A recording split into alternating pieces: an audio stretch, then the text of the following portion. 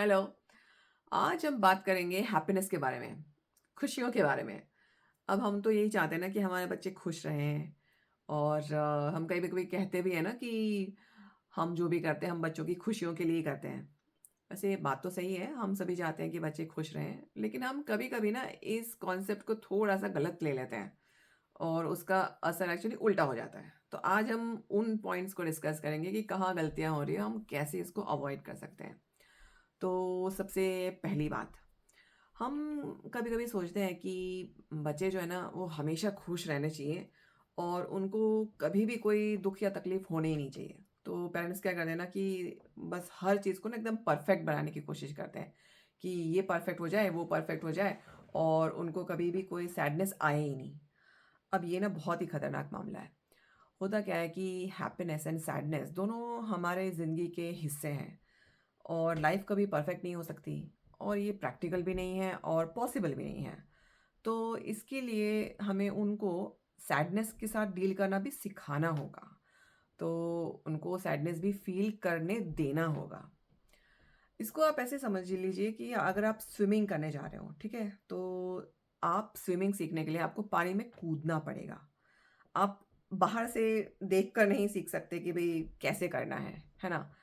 जैसे कि सबसे पहले जब हम स्विमिंग सीखेंगे तो कभी-कभी हमारे साँस में पानी भी घुस जाता है, पानी हम कभी-कभी पी भी लेते हैं और साँस लेने में भी प्रॉब्लम होती है और कभी-कभी गोते भी खाते हैं, थोड़ा डिस्टर्ब भी होते हैं। लेकिन जब प्रॉपर इंस्ट्रक्टर होता है तो वो हमें बताते हैं कि कैसे आपको सबसे पहले अपनी साँसों को नियंत्रित करना है, उसके बाद में फ्लोट कैसे करना है, उसके बाद में स्विम कैसे करना है। ये पूरा प्रोसेस कैसे स्टेप बाय स्टेप हुआ, उसी तरह से बच्चों को भी सैडनेस के साथ डील करना सिखाना पड़ेगा।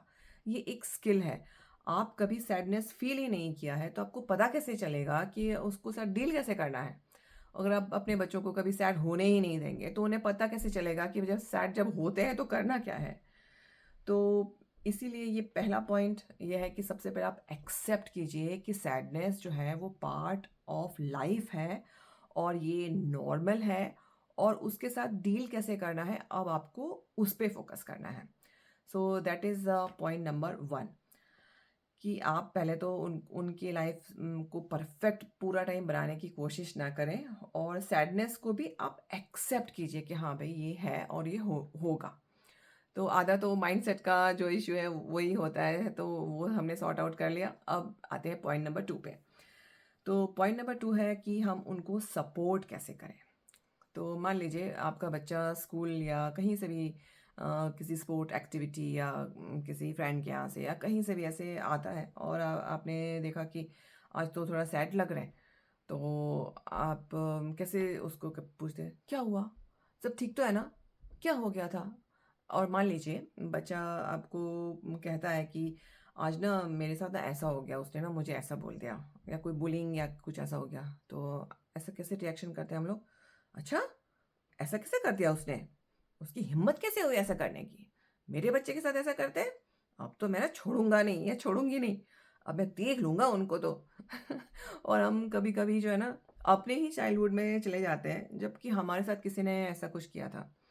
अब आप देखिए मेरे जो रिएक्शन मैंने जानबूझ के ये सब किया है ताकि आप देख सकें कि बच्चों के सामने हम कैसे नज़र आते हैं। और जब ये बच्चा ऐसा देखता है कि पेरेंट ही अब तो आउट ऑफ कंट्रोल बिहेवियर करने लग गए हैं मेरे ऐसे बोलने से, तो बच्चे जो है ना फिर एकदम शट ऑफ हो जाएँगे, एकदम अपना दरवाज़ा बंद कर लेंगे, बोलना कुछ बोलेंगे ही नहीं। और अगली बार वो सोचेंगे कि अरे! पेरेंट इतना दुखी हो रहा है तो वो मुझे तो कैसे हैंडल कर पाएँगे, मुझे क्या हेल्प कर पाएँगे। तो जब ऐसा होता है ना तो फिर वो बच्चे थोड़ा-सा डर जाते हैं और फिर बातें बताना भी बंद कर देते हैं। उनको ये सब जो है ना सिखाना पड़ेगा और उनको सबसे पहले तो हमको अपना जो जिसको कहते हैं ना कि सिखाने के लिए अपने भावनाओं पे नियंत्रण रखना पड़ेगा। और वो कैसे होगा? तो वो ऐसे होगा कि जब आप बच्चा मान लीजिए आपके पास आए, तो आप पहले तो शांत रहें कि हाँ ठीक है, ये जो भी हुआ कोई बात नहीं। आप पहले ना बस सुनिए जो भी कहना चाहते हैं, क्योंकि बच्चे जो है ना ज़्यादातर बस यही चाहते हैं कि पेरेंट्स उनकी बात सुन लें। और पेरेंट्स क्या करते हैं, वो अपनी 4 बातें और बताने लग जाते हैं या अपने ही चाइल्डहुड में चले जाते हैं। Don't do that. बस आप शांति से उनको सुनिए। जब सुनते हैं ना तो आधा तो हीलिंग तभी हो जाता है। तो जब आपका बच्चा सुन जैसे बड़ा हो टीनेज हो तो आप उसको ये कर सकते हैं कि भाई पहले तो चुपचाप बिना किसी जजमेंट के या बिना किसी धारणा के या कोई कुछ भी अपना इनपुट दिए बगैर आप बस उनको बोलने दीजिए। बोलेंगे जैसे ही तो उनका पहले तो सारा गुबार निकल जाएगा, जो इस सैडनेस है वो चली जाएगी। फिर पूछिए कि तुम्हें कुछ ज़रूरत है, मैं कुछ हेल्प कर सकता हूँ? तो उसके बाद में उनकी तरफ से आने दीजिए कि उनको क्या कैसे आप सपोर्ट करोगे। तो आप ज़्यादातर तो ना यहाँ यहीं पे प्रॉब्लम सॉल्व हो जाता है कि सुनने से, और बाकी का बचा हुआ प्रॉब्लम आप साथ में मिल के डिसाइड करके सॉल्व कर लोगे। तो इससे बच्चों को ना एक आत्मविश्वास आता है कि हाँ, मैं ना इतना बुरा लग रहा था लेकिन अब तो अच्छा लग रहा है, तो दे नो कि मैं अब सैडनेस को हैंडल कर सकता हूँ। छोटे बच्चे अगर हों और वो मान लीजिए आपको बता रहे हैं तो उस वक़्त उनको ये सब सजेशन नहीं देना है आपको। उस वक़्त आपको उनको बस बैठ के उनको सुनना है कि अच्छा ऐसा हुआ? ठीक है, अब क्या हुआ बच्चा? अच्छा ऐसा हुआ? ठीक है, और बोलने दीजिए उसको जो भी बोल रहा है। बोलने के बाद में उनको, बहुत छोटे बच्चे ना थोड़े ओवरवेल्म हो जाते हैं कि ओह! मेरे साथ ऐसा हो गया रोने लग जाते हैं। तो उनको आप उनको हग कीजिए, उनको थोड़ा-सा फिज़िकल टच, बहुत जेंटल पैम्परिंग, और उनको बस ऐसे उनका हाथ ऐसे लेके कि मैं ना तुम्हारे साथ हूँ, तुम्हें कुछ नहीं होगा, मैं तुम्हारे सारा जो है आई विल टेक केयर, और उसको रीअश्योरेंस जिसको कहते हैं ना वो उसको दीजिए। ज़्यादातर बच्चों को ना थोड़ा-सा हग्स करने से और रीअश्योरेंस देने से उनकी सारी जो सैडनेस है वो चली जाती है। अब अगर यहाँ पे अगर आपने जैसे कुछ रिएक्ट करा करा तो छोटे बच्चे तो और भी ज़्यादा डर डर जाते हैं कि अरे बाप रे! मम्मा डैडी ही ऐसे कर रहे हैं तो अब मेरा मेरा तो क्या होगा?